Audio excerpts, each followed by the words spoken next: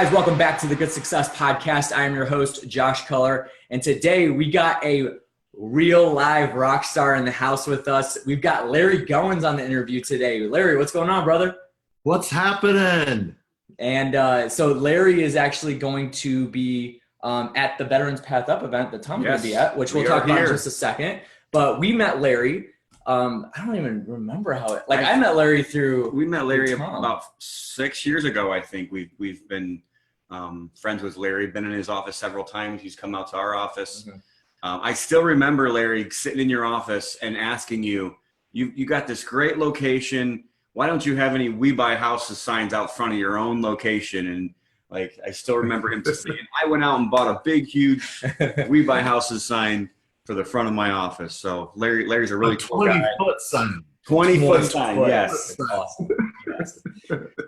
So Larry's a great guy. He has a lot of experience in real estate, done a ton of deals, has a whole HUD system, has done so many things over the years, great educator, and really knows his stuff. So I'm really excited to talk to him today. Yeah, absolutely. And we got some amazing questions for you guys that we're going to brain pick Larry's pro mind because I'll have him talk about his actual show here in just a second that Tom's been on a few times. But this is actually the first time we've had Larry on the show. I was actually just talking to him about it before we went live here. And that's absolutely crazy. We're on episode 1. I think this is 112 or 113. And we haven't had Larry on before. So we'll have him on again soon and make sure that we get that settled. So it can't be another 100 episodes that we don't have Larry Goins on the podcast here. So Larry, we're going to come back around to you in just a second and get into the interview. So we're excited about this. If you guys are joining us Facebook Live right now, thank you so much for joining the live stream. If you guys don't know, we go live every Friday at 12 noon Central Standard Time. And we also publish this into an actual podcast later on. So subscribe to our podcast channel. We're on iTunes, Google Play, Stitcher, SoundCloud. And all that will be linked below. Or you can actually go to the platform and just search Good Success Podcast and you'll find us there. So let's talk about a few things. So in just 2 weeks, we've got something big coming up. Our Community Go-Giver event is going to be happening right here in our office in Gary, Indiana. And Tom, just talk about it. Just talk about it. I love talking about it. It's awesome. I'm actually going to talk about that today at the Veterans Path Up a little bit. But really, everything that we do in real estate, Larry, and you know this, it's not just about the house sales. It's not just about making money. It's about the community that you serve. If you're fixing and flipping a house, think about if you raise the value of that property, how much value you're raising in the whole community. If every property in that community raises $5,000 worth of value, you just raise the whole community maybe $500,000 with one flip. And I know it sounds crazy, but there's so much value that we can have if we focus on the value that we're bringing to our communities. And that's really what the Community Go-Giver event is all about. It's understanding that we're all here for a purpose, and the purpose isn't just to make money. The purpose isn't just to do transactions. And we'll talk about that. We'll talk about how to do fix and flip. We'll talk about how to do turnkey rentals. We'll talk about how to do low-income housing and wholesaling and some of the other, ways that you can make money tax-free in IRA accounts and that kind of stuff. But really, my passion is all about why we do what we do. And to me, it's all about the people that we serve and the communities and the influence and the better impact that we can leave this earth. And that's what the Community Go-Giver event is all about. And I'm super excited about it. In 2 weeks, like I said, it's right here in our office. It's the first one, and I'm excited to get it kicked off. I'm a little nervous about it, but I'm really excited about getting it going. And I think it's going to be it really is going to be a huge long-term big deal for the city of Gary, Indiana. We still have a couple of tickets available. So we are selling out at 80 seats. We can't take any more literally into the office. So if you guys want to buy tickets, grab those last few that are available. Go to communitygogiver.com. Kevin's on the links right now. He's going to have it all linked below. So everything that we're going to talk about that's going to have links, it'll be in the comment section there. So Kevin's going to be manning that. So anything we mentioned with Larry as well. And then, so Community Go Giver event, communitygogiver.com. Make sure you guys sign up for it right away. And then Tom's actually going to be heading out soon and Larry's going to be there too at Ken Lacey's Veterans Path Up event. We had Ken on a couple episodes ago to talk about his Veterans Path Up event, Pave the Path. Tom, did you want to mention anything about that? I know I'm excited. It's like now, so I'm excited about it, and I think it's awesome. I'm looking forward to having a chapter of our own here for Gary, Indiana, and I'm just kind of waiting for him to have everything set. So Ken's a great guy. If you guys believe in helping veterans, which I think most people out there would, I definitely jump on board and help with whatever you can. I mean, I think the website's just veteranspathup.com. Yeah, and then he's actually going to be one of our community go-givers at the community go-giver event. He's going to be talking about Veterans Path Up. Absolutely. So you guys, if you do come to that, you'll get a really good treat listening to him talk about it. And if you don't, just go back a couple episodes, listen to that podcast that we did with Ken Lacey. He talks all about Veterans Path Up. It's a fantastic program that you guys definitely need to learn about. So that's the Community Go-Giver event. That'll be linked below if you guys want to go get tickets. Next is the Good Success Mastermind, and that is just 2 weeks after the Community Go-Giver event, and that's happening right here in our backyard too at Innsbrook Country Club. It's about 5 minutes away from the office, 5-10 minutes away from the office, and it's going to be really awesome. I'm very excited about it. August 9, 10, and 11 are the dates. If you guys are interested in it, that's where we bring elite real estate investors from across the country into one room, and then they collaborate, network, help solve each other's problems, opportunities, whatever else it is. We have gotten some really good traction, a great community that we've got put together there, and we're very excited about it. You can go to goodsuccess.com/mastermind to learn more about it, and then also fill out the application there so you guys can talk to Jared, the gatekeeper, and probably come to the August event. If not, then the November event is available as well, and that's going to be in Miami.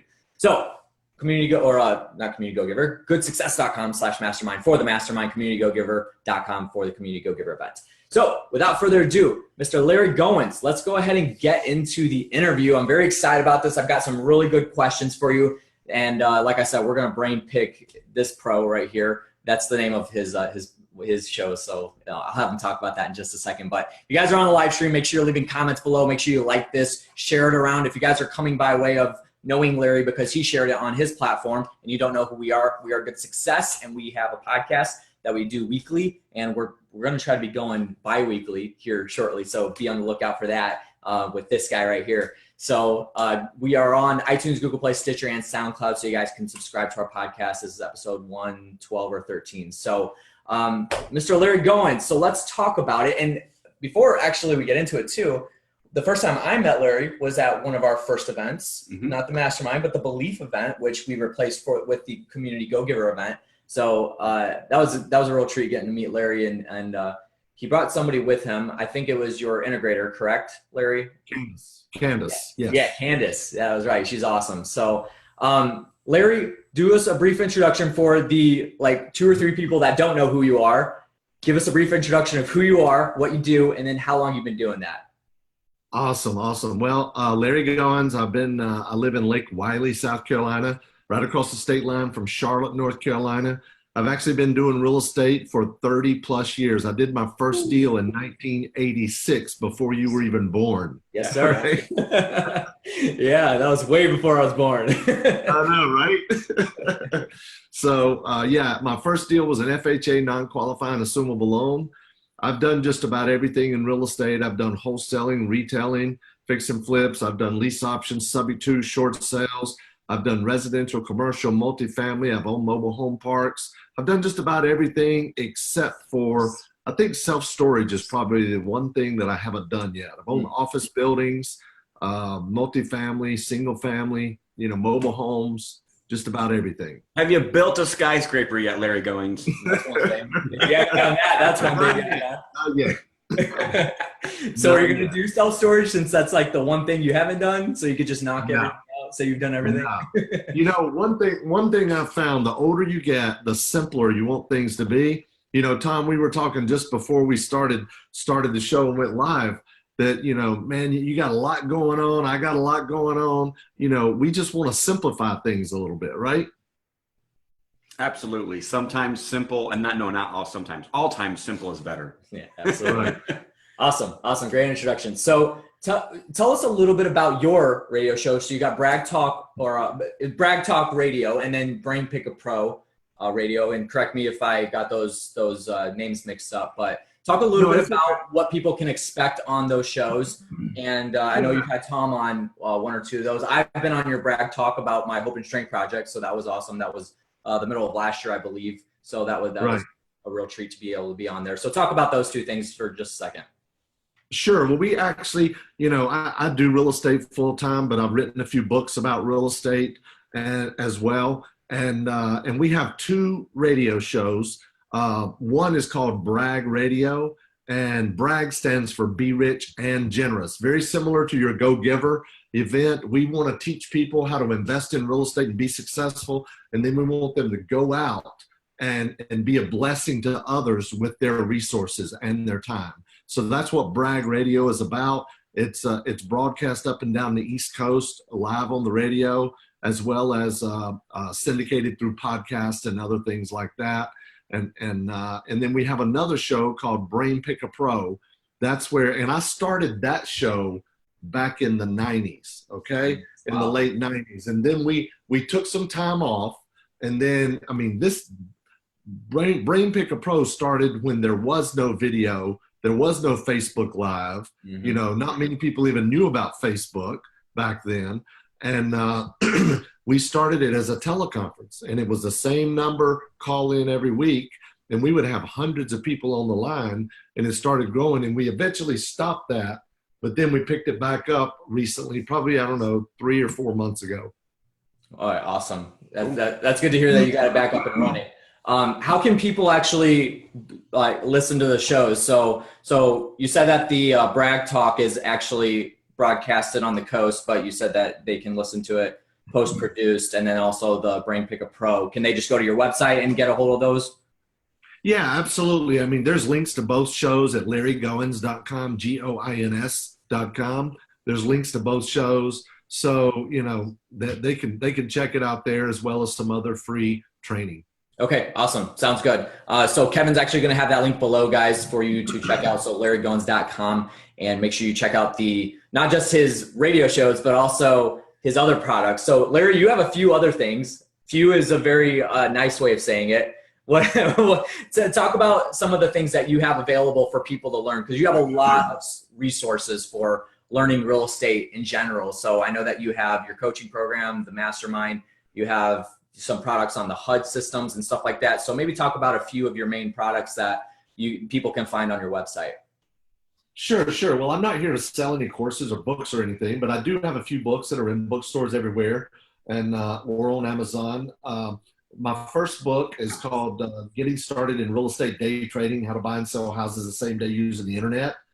And my latest book is called HUD Homes Half Off, How to Buy HUD Houses for pennies on the market, for pennies on the dollar, even in today's market. And we actually are still doing quite a bit of HUD houses. Of the 13 or 14 deals we have on our board right now in the pipeline, I think 6 or 7 of them are HUD.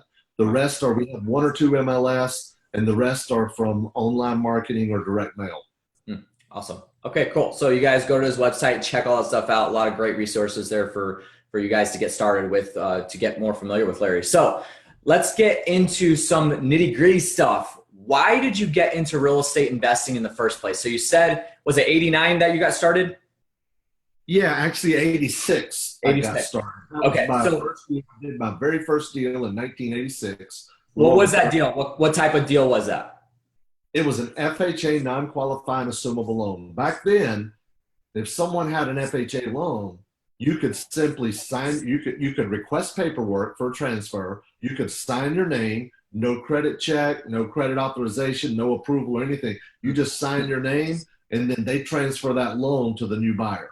And that was me. You could be an investor or owner-occupied buyer, whatever. So I transferred that over, no money down, and I rented that property out for probably 2 or 3 years, and then I sold it on a wrap loan. Wow. Awesome. Yeah. So why did you decide to even do the deal? Why did you decide to get into real estate investing? So was that like you tasted the blood with that deal and then you just decided to go full force into it, or how did it develop into where you're at today? Well, you know what's funny is I've always had that entrepreneurial spirit. I mean, even when I was a kid, I was finding ways to make money around the neighborhood. There was a sawmill in behind our house, and I would go down there and get wood, just their scrap woods, and I would cut them up into long stakes, and I would take them to the flea market and sell them as tomato steaks for people. And it blew me away that people were paying me. But I was only like 10 or 12 at the time. So they were probably buying just to help me out, you know, but it's kind of funny. I mean, I bought my first car. I remember when my parents bought their lake house, I loaned them the money for the down payment because I would work 2 jobs. I would find stuff to make money. I started painting cars. I would flip cars. I actually, my first car that I flipped was a 1968 Corvette. It's pretty wild, huh? I was a teenager when I bought it, right? I was a teenager. You don't have it anymore? Do what? You don't have it anymore? No, man. I wish I did. It's a funny story. So I bought this car. It was blue, okay? 68 Stingray Corvette and 4-speed. It was awesome, man. So I bought this car and I was working in a parts department at the Cadillac dealership, and the parts manager, he painted cars. He taught me how to paint that car, right? So I went and bought all the equipment and everything, and I painted that car. And back then you used to use lacquer and a clear coat so you could wet sand any imperfections out of it, right? And make it look really good. So, man, I had this car looking beautiful. And I was at home putting the bumpers back on it because I just painted it. It was just cured. It was ready to go. I was putting the bumpers back on it at home. And my neighbor walks down the hill and walks over, and he made me an offer of 2 times what I had in that car. I never drove it again. I was afraid if I drove it, I would wreck it and never see that money. Wow. Interesting. I wish I had the car now, though. So that was your first experience with wholesaling anything. I know, right? Yeah. All right, awesome. That was a flip. Yeah, exactly. Fix and flip. There you go. So what made you want to actually get into real estate? So you did the first deal. Was it just something that fell into your lap, or why did you even want to do it in the first place? Well, you know, like a lot of people, I'd seen seminars on TV. The first seminar I saw on TV was Tom Vu. You guys don't remember him either. But Tom Vu, he was a guy that he had an infomercial where he was standing on the front of a yacht with a bunch of girls around him in bikinis saying that, you know, I came to America. If I could do real estate, you can do real estate. And I went to his preview seminar, and then I signed up for his 3-day seminar. And then I eventually got my real estate license. But that was kind of my first taste of real estate. Then I was hungry for knowledge, right? So I would buy book after book after book. I would go to the library. Back then, there wasn't RIA groups, Real Estate Investors Association. There wasn't coaches or mentors like you guys, like us. There wasn't any of that stuff, right? So I just had to read all kind of books, every book I could on real estate. And I mean, and I'm a firm believer in education, although I am not a good academic student. I got C's and D's in school. I never went to college, but I have probably about 6 bookcases full of books and courses. So I am a firm believer in education, and that's what got me started. So what's your favorite book? My favorite book now is called Lessons from the Richest Man Who Ever Lived. It's by a guy named Stephen K. Scott, and it's all about the book of Proverbs in the Bible. Awesome. Have you read that? Yes. Good. Great book. Sweet. We're gonna have that link below. I'm gonna have Kevin go to Amazon real quick and link that below. That's a book I'll have to check out then. Sweet deal. Yeah. Real cool then. All right. So in your diverse experience, so obviously we opened up the podcast, you did an introduction and talked about all the type of deals that you've done. So you have all these flavors of ice cream that you have tasted. What is your favorite and what has worked out the best for you with any type of deal flow? So whether it's wholesaling, fix and flip, buy and holds, turnkeys, whatever it is, what do you find that benefits you the most when it comes to deals? Well, here's the thing. I like to keep things simple, okay? Number one, I got to commend you, Tom. I mean, you do a lot of rehabs. Man, I can't handle rehabs. I am a licensed general contractor. Been to school. I've built houses myself. I've rehabbed houses, and I hate rehabs. I hate it, right? So I do 2 things. I do wholesaling, right? That's the number one thing I do outside of my retirement accounts. And then inside my retirement accounts and ESAs and HSAs, I do lease options / seller financing, right? That's what I primarily do inside my retirement accounts. And outside my retirement accounts, I do wholesaling, because right now the market is right here, right? It's going to eventually start coming down.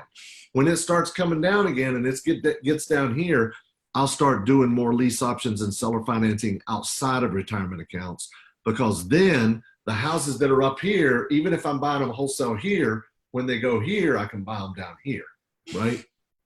Awesome. Well, that sounds good. So when it comes to wholesaling, what is your best method of selling them off? Do you have a pretty active buyers list? Do you do a lot of marketing, or what's the best way for you to offload a property when it comes to your wholesale deals? Well, that's a great question. We do have a buyers list that we send out to, whether it's email or text messaging or ringless voicemail. So we do have a buyers list. But also, every single property that we get under contract to buy, we put out about 25 signs that say handyman special, and it says worth, and it'll have the price like worth $80,000, and then it'll have $49,900 cash price, right? So it says the value, and it says what our price is, and it says cash price, right? It also says the number of bedrooms and number of baths, and we handwrite that in. So we put out about 25 or 30 of those signs around every house in the neighborhood, the small towns, all that stuff, wherever the property is. And we get a lot of buyers from that. Some of our buyers are fix and flip investors. Some of them are landlords, and some of them are just a local person that has cash, maybe mattress money, or maybe it's a parent or grandparent that's going to give them the money to buy a house and put in some sweat equity. Awesome. So that kind of marketing still does work, right? So that you're saying that works for you. We still put out signs, I believe, especially for the rentals. I know I've gotten, Cheryl has had us put several signs out, but we don't do much wholesaling. So I know that a lot of our turnkeys go to people on our buyers list, right? So how does the buyers list work out for you? Are you able to sell off properties pretty quickly? Is that a valuable list for you when it comes down to selling them? Yeah, it is. It just kind of depends. Your buyer's list is going to be primarily a fix and flip investor or a landlord, right? Because the way we buy all over the Carolinas, North and South Carolina, as far as HUD and the MLS goes. Now, on our direct mail and our pay-per-click advertising, we try to stay in a smaller geographic area, right? But as far as HUD and MLS, we're all over the state of North and South Carolina.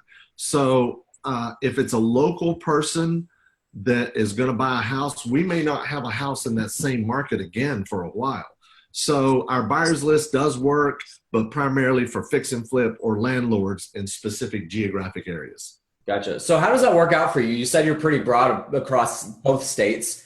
Well, obviously, so your office is right in South Carolina, right across the border from Charlotte, you said. So how does that work out for you? Let's say you get a property that's maybe a couple hours away. Do you guys do everything virtual, or how do you guys actually make that deal move? Yeah, if it's a couple hours away, we'll send our sales guy, Dan, and he'll go down and he'll put out the 25 signs. He'll take about 100 pictures of the house. He'll shoot a video from the front door doing a walkthrough, and then he'll do all that. And then before he even gets back to the office, the phone's ringing off the hook. And we have a lead manager, and the lead manager takes all the incoming calls. And we have a separate phone number for every lead source. If it's a bandit sign lead, it's one phone number. If it's a Facebook ad, it's another phone number. And it's the same thing with our seller leads as well. If it's a direct mail lead or a Facebook ad or pay-per-click ad or bandit sign ad that says we buy houses, every one of them has a different phone number. And then we set up our call rail system. That's the phone system we use. We set up our call rail system. So when the phone rings, instead of it showing the caller's number, it shows the number they called. So my guys put the number that number in their phone as, bandit sign seller lead or bandit sign buyer lead. So when the phone rings, they know exactly who's calling and for what reason. Gotcha. Awesome. Well, that's good. That's some really valuable information, actually. So you got started in '86, and we had a crash about 10 years ago now. Right. Well, obviously, you went through that. how did that affect you? Did that affect you because I know that we've had several interviews with people that actually have been through the crash. They were investing before the crash, they were investing during it, and then after it. And some of the guys that we've interviewed, it like ruined them. But some of them, they found opportunity in it and actually took advantage of the current market cycle. They may have had to, tweak and adjust some things, but they made it through it. So yeah, what did you experience going through the crash? Was it good? Was it bad? And what did you learn from the actual cycle? Well, I'm a firm believer in you always have to be changing, right? People think change is bad, but I have always had the philosophy change is good, okay? And you always have to have that fire alarm, in the sense that you always have to know what's coming on the horizon. You don't have to know, but you have to see what's going on, right? And if you know the market is hot, just like we used to get every single one of our deals from HUD and a few on the MLS, right? But there's not near as many HUD houses as there used to be. There's not near as many MLS as there used to be. Also, it's a seller's market now. So you can't just call up, a realtor on the MLS and make a 50% offer and they're going to take it half the time, right? You might have to make 200 or 300 of those offers to get a deal now, where you used to could make 30 or 40, maybe 50 offers and get one of those deals, right? So it's a little more difficult. So now you have to use other methods to market, right? And there's ups and downs and ups and downs. And marketing is the lifeblood of any business. I don't care what kind of business that you're in. If you're selling houses or cars or vacuum cleaners, you've got to be marketing. Absolutely. I love what you said there, Larry, because I think a lot of entrepreneurs, they think they're entrepreneurs, but they don't realize like how hard it actually is. And part of being an entrepreneur isn't just, okay, this is my business strategy, this is what we're going to do, and this is what we're going to stick to. Like, people want to call that discipline, and that's great, and I get it. But at the end of the day, you've got to pay attention, because to me, I'm doing things now that I don't think most people even think about. I'm doing vacation rentals. I'm actually going into the CD markets, like the lower end markets, where I feel like they're really safe areas, because I feel like there's a huge opportunity across the whole country in those type of markets right now over like a 3 or 5 year period of time. I know that you said before that we're like maybe towards the top or part, but there's a lot of people that just don't think that. I mean, Zillow's putting billions of dollars into buying real estate right now, and there's hedge funds all over the country that are going to be buying for the next 3 to 5 years. So like, it's coming, don't get me wrong, there will be a crash, there will be at some point, but there's still a lot of room in certain markets of the country, especially the Midwest and the Southeast. There's still lots of room where, I can tell you, Larry, in Gary, Indiana, for instance, the houses still don't sell what they sold for in 2006. So, wow. and that's still the case in places like Detroit, and that's still the case like places in St. Louis and in Houston and other markets around the country. So there's these markets where people are going to flood to over the next 3 to 5 years, in my opinion, because there's no houses. Like there's just no more inventory left. So, but you have to pay attention. If you don't like put yourself in front of that wave of something that's going to happen, like you're never going to know. I remember a story of you that you talked about, like getting in front of a development. I forgot if it was like on a highway or something that you had purchased a property, but you knew something was coming down the pike. And I'm doing that right now in Miller Beach here. So Miller Beach, they're actually building a huge resort, a bunch of hotel and a bunch of commercial district. At the same time, the airport just expanded, and there's all this new logistics companies that are coming into the airport. So what am I doing? Like, I'm buying right there for a 3 to 5 year hold. I'm not going to fix and flip. And these are right by the beach. So they're vacation rentals for me now. I'll cash flow them great now, but in 3 to 5 years, I think they'll double or triple in price. But the only way that you're going to know that is if you pay attention. Right. Like, and a lot of people are literally just lazy when it comes to paying attention, and you have to stay on top of the game. You can't keep your head in the business. You've got to get outside sometimes and really pay attention to what's happening out there. Well, it's all innovation too. So like, Yeah, I mean, you're changing, but you're making it better because you're seeing what's happening. Exactly, you're knowledgeable you're anticipating the next move. Exactly. I mean, if you play basketball, like if you just stand around, you're not going to get anywhere. You got to anticipate where that ball's going to go so you can be there. Absolutely. It's like playing pool. You always shoot 3 or 4 shots ahead, right? Right. Mm-hmm. Yeah. So let's stay on this topic. Do that. And you got to do that, and you've got to stay, like you said, ahead of the market. You need to know what's going on. That's why I'm a firm believer in information and education. And I mean, I subscribe to a lot of different newsletters and read a lot of different blogs and listen to podcasts and watch podcasts. And I mean, I want to keep my finger on the pulse, especially, like you guys, if we're educating people, we need to know what's going on, right? So you've got to have that. But we all know, whether we are right here getting ready to go down or whether we're right here and it's going to go up a little more, we all know trees don't grow to the sky, right? What goes up goes down. So it is on its way up, and it is going to go down at some point, right? Absolutely. So when that point does come around, because we need to stay on this for just a second, because there are a lot of listeners that listen to our podcast, I'm sure even that consume some of your content, that they got into real estate after the cycle in 07, 08, 09. So obviously you both have made the statement that this is going to be going down at some point. What do people need to do to be proactive, or is there even an option to be proactive? I mean, you've been talking about it for the past 5-10 minutes, to actually take action on what's going to be coming ahead, and anticipate. So what are things that people can actually do today to anticipate that move in that cycle? Let's start with Larry, and then we'll come to Tom for that. Well, here's what I'm doing right now. I'm wholesaling everything outside of my retirement accounts, okay? And the reason is, whether we're right here and it's getting ready to go down or whether it's going to go back up, as long as I'm buying underneath it, it doesn't matter where it is, right? I'm still buying value, right? If I buy, sell, buy, sell, buy, sell. Now, the reason that I don't do anything outside of the retirement accounts as much right now is I want to have more buying power eventually. I don't care if it's 6 months or 2 or 3 years from now. I want to be able to have more buying power. So if you can build a war chest right now and you can stock up, and then whenever everything goes on sale, you can get a twofer, right? You can get 2 for 1.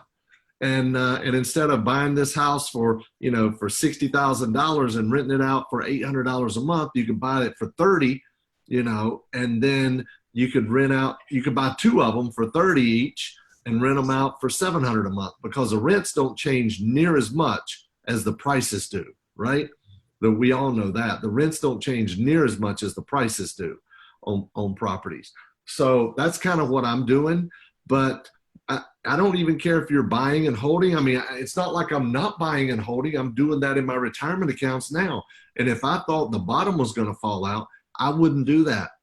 I'm still buying value. I'm not speculating. I'm not looking at a house that's worth 60 and paying 59 for it. I'm looking at a house that's worth 60 and I'm paying 30 or 40 for it. In fact, I just bought a HUD house just 2 weeks ago. It was listed for $262. It started out at $299 and I was able to pick it up for $133,000. That's 50% of the current list price, less than 50% of the original list price. So there's still deals out there to be had at a discount, even right now in today's market. And even if the bottom fell out, the person I sold that house to after I made $15,000 or $18,000 on it, the person I sold it to, they're still going to make money. Interesting. Absolutely. What do you think? I think it goes back to the purpose. It goes back to where you're at in life, because we're all in different modes, and we all have a different purpose to even be in life. So you have to kind of look at that first. If you're just looking to replace income, well, that's going to be a different, what you're going to do versus if you're young and you have a long time to be able to go. As far as what you can do right now, I do think I have been saying at least 15% cash position. I think that's something that people ought to be thinking about, having a larger cash position than we may have had a couple of years ago. But I also think you ought to network with 3 different people with the last crash. The people that went through it, crashed and burned. You ought to network with the people that went through it and avoided it altogether because they saw that it was coming and they moved around it. And then number 3, the people that took advantage of it. And if you network with those 3 people, you'll kind of be able to I think weather any new storm that we have. But the one thing that I see out there sometimes, I think I see people afraid of it. I don't think we should be afraid of it. It's a different environment than we were before. There's much other things to be afraid of more so than this. But I would also say I definitely agree with having the cash position, but pay attention. Like if you just pay attention, real estate today is completely different than it's ever been, especially in the aspect of the localized markets. So like if you put our houses in California, what are they, Larry? Like your same houses in California, 10 times the price. Your $30,000 house is 300. Yeah, at least because real estate is local. Real estate is local, right? I mean, yes, we bought and sold houses in 12 different states, but real estate is local. The same house that's worth 60 that I can pick up for 30 in the Carolinas might be worth 300 or 400 in California, and you might have to pay, $350 or something, $250 to $350 for it, right? So I think the importance of that, though, is that there's cycles in every market now as well. It's not as much of a national real estate cycle as it used to be, where we just have this big cycle. Think about Dallas, for instance. Do you realize that Dallas had almost no appreciation through 2000s? Like 2002, 2003, 2004, 2005, 2006, 2007, 2008. Like they were flatlined. They had no appreciation at all. Okay. Right. And now all of a sudden, Dallas is having this amazing appreciation. But what happened in the crash in Dallas? They didn't have a crash. Like there was no crash in Dallas because they didn't get any of that appreciation. Mm-hmm. But flip side that with Boston. Boston went berserk in 2003, 2006. And then it had a huge crash. So you have to pay attention to your particular market and what your particular market can bear. I think that's really, really something that people got to take into consideration, because if you're in multiple markets, then you got multiple markets to understand all that stuff about. So even Larry said he's very dialed into both Carolinas. And so somebody with that kind of experience is that laser focused into his geographical location. You guys better consider that. So Larry, we got a couple other questions and we're going to wrap this thing up. It's been an awesome interview. We appreciate you being on. And we're definitely going to have you back soon, not in another 100 episodes. So if you guys are joining us Facebook Live, thank you so much for joining us. Make sure you're liking this video. Make sure you're commenting. Check out the links below, because we're going to have links to everything. We're going to have links to Larry's stuff as well. And then also make sure you share this around and get the word out. And then we have a podcast. If you're watching this post-produced, it is actually going to be in a podcast format on iTunes, Google Play, Stitcher, and SoundCloud. So we got 2 more questions for you, Larry, and then we're going to wrap this thing up. So what do you know? I mean, we're winding the clocks way back to 1986 when you got started again. So we have a little bit of nostalgia on this show here. What do you know now that you wish you knew way back in 1986 before you even did your first deal? Wow, that's a really, really good question. I think the best way to answer that is back then, when somebody first gets started in real estate, what do they have a lot of? They have a lot of enthusiasm, right? When you first get started, you got a lot of enthusiasm. Man, I'm going to become a millionaire. I'm going to make a lot of money in real estate. I'm going to hit my freedom number, all that stuff. But what do you lack? You lack education, right? Mm-hmm. So after about 3 to 6 months, what do you now have a lot of? You have a lot of education. But guess what's gone? The enthusiasm, right? The enthusiasm. So I think if I could share anything with anybody, it would be, whatever you do, don't lose your enthusiasm. Get around like-minded people, like you guys, like us, like other people out there. Don't let the negative naysayers drag you down, right? Hang around positive people. Hang around people that are going to make an impact and an influence on your life, and not drag you down into mediocrity and to giving up. Because I'll be the first one to tell you, if it was easy, everybody would be doing it. It's not easy. It's not easy. right? Now, I've tried to simplify it as much as I can, and that's what I try to do for my students, just like you guys do. But I try to simplify it as much as I can. And there's no way to speed up wisdom, right? Wisdom comes from experience, not only education, but from experience, right? And that's why having a coach or a mentor is so important, because a coach or mentor gives you the wisdom without the weight, right? Interesting. And it also gives the outside perspective. You know, even the Bible talks about it's easier for you to see the needle in somebody else's eye when you can't even see the beam in your own eye. You know, like it's sometimes it's easier for us to point out other people's, you know, flaws. But we need that. Like, we need to humble ourselves enough to be able to open up and be like, hey, look at what I'm doing and tell me how to make it better.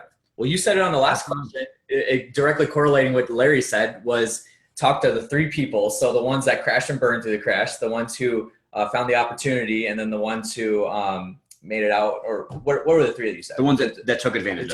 Yeah. So, and that's wisdom right there. That's experience that they've been through. So seeking that out is just Right. valuable. Absolutely.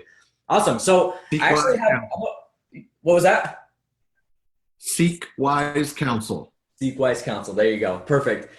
So I'm going to sneak one more in here for you before we jump off here. All right. So you've been around us for almost since we got started. So you know Tom for a while, and you came to one of our belief events, and so you know who we are. Good success, right? What does the actual phrase "good success" mean to you? So we actually have it. You know, episode 100. We got our entire team in the studio, and we all talked about what good success means to us. And so, you know, we all had different thoughts on it. We had similar thoughts, but we all had our own thoughts on what good success actually means to us. To you, it might mean something different. So what do you think good success means to you? I think it means helping others while at the same time helping yourself, because 100 years from now, nobody's going to care how many houses you flipped in 2018, right? Nobody's going to care how much money you made on a rehab, how much cash flow you had coming in. But if you were able to touch and change the life of one person, that could go on for generation after generation after generation, and it can make a lasting impression on many generations to come. So good success, in my opinion, is not only helping yourself, but helping others at the same time, and creating win-win transactions, and understanding it's not all about the money. That's awesome. Love it. Awesome stuff. So you got to leave our audience with one thing, piece of advice, quote, inspirational thought, whatever it is. You got to leave our audience with one thing. What are you going to leave them with today? Fake it till you make it. Just go out there and do it, right? You're not going to be perfect. You're not going to get it right. Just fake it till you make it and get out there and take some action. Because we all know just watching a podcast or going on YouTube or buying a course or going to an event, it's not going to change your life. But what you do with the information can change your life, right? Absolutely. I love that. I mean, and I know that you say fake it till you make it, but really it's about the fact that you believe it. Like, sometimes our feelings aren't the same as our beliefs. So we believe we're going to make it. We believe that we are going to get through this. And by faking it or by taking action anyways, that proves our belief that we're going to make it through. And that's awesome. It's just like running, okay? You don't get up and run every day. And I ran 3 miles this morning, okay? I was up before 6 o'clock and I ran 3 miles this morning, right? Awesome. I run every day. So it's not that I get up and say, oh, hey, I want to go running. No, I make myself get up. I make myself get ready. I make myself go outside and stretch and get ready. And I make myself take off. And then 15 minutes into it or 30 minutes into it, I'm like, oh, okay, this is not so bad, right? Yeah. But I have to make myself do it, and then I feel good about it. It's not like I'm excited to get up and go do it. I don't like running, right? I don't enjoy it. But after I do it, I'm so glad that I did. It's the same thing with anything else that is worthwhile in your life. Awesome. I commend you for that too. I saw a Facebook Live video that you did a few weeks ago about you getting back into running, and definitely commend you for that. Great job on that. So that's all we got for today's episode, guys. That was some awesome stuff. Larry, thank you for being on. We will definitely have you back again soon. This is going to be published later as a podcast. So if you guys are watching Facebook Live, make sure you check that out and go back and listen to all of it. Larry, if somebody wanted to get a hold of you, how would they be able to do that? No cell phone numbers. We've had people give cell phone numbers out. No cell phone numbers. How would they be able to get a hold of you? Don't worry. I don't give my cell phone number out. Just to Inner Circle students, right? Yeah, good. But yeah, just LarryGoins.com. And from there, you can check out our podcast, Brain Pick a Pro, and Brag Radio, Be Rich and Generous. And we even have some free books on there available and other stuff as well. Awesome stuff. So Kevin's going to have that linked below so you guys can go check that out and make sure you do. Larry, it's been an awesome podcast. Thank you for being on, and we'll make sure to have you back soon. Larry, one more quick thing. Do you have any events coming up or anything that anybody may be interested in that listens to us? We have an event coming up in Hartford, Connecticut, right? In Hartford, Connecticut. It's my 3-day training where I teach all 3 days. We go through wholesaling. We go through lease options, seller financing, negotiating, every way to market to find a deal, every way to sell a deal. We go through building a team. We go through virtual assistance, asset protection, entity structuring, tax planning, tax-free investing. We go through just a tremendous amount of things. All 3 days taught by me only. It's in Hartford, Connecticut, coming up at the end of the month. And you can go to LarryGoinsLive.com to find out. You'll just pay a $97 seat reservation, and that's it, and that is refundable.